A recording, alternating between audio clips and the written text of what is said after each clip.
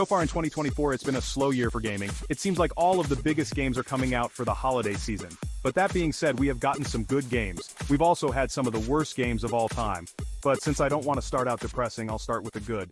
Number 5 best game is WWE 2K24. 2K and WWE have had a rocky history ever since 2K started making games for WWE, and after the disaster of 2K20, most fans of the wrestling games gave up hope for the series. But in recent years, 2K has actually made improvements with the graphics, gameplay, MyGM, and various other game modes, and a feature to create any celebrity or influencer and play them in the game. All of that makes the game extremely fun. And yeah, of course it's not perfect. There are still plenty of glitches, and the WrestleMania showcase isn't very good, but it's still a massive improvement from 2K20. Number 5 worst game is South Park Snow Day.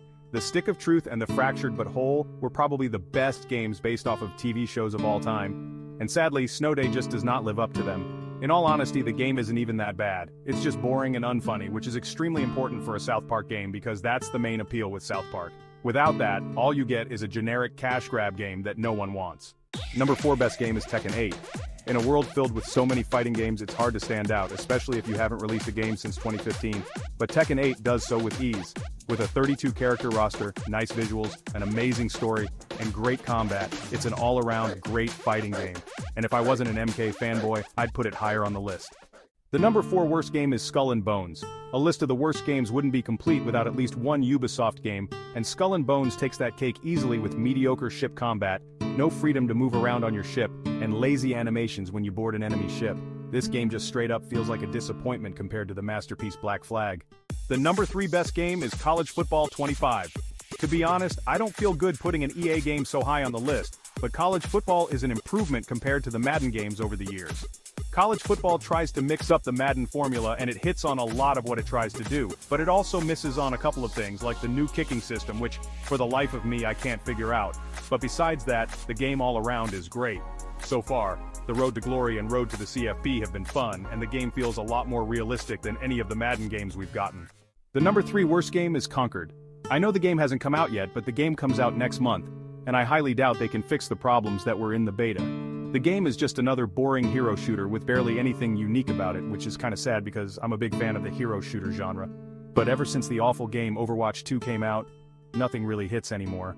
The number 2 best game is Elden Ring Shadow of the Erdtree expansion. For some reason, the expansion for Elden Ring got a lot of hate for being too difficult, which is kinda stupid because difficulty is the point of these kinds of games. It's what makes this game so addicting to play.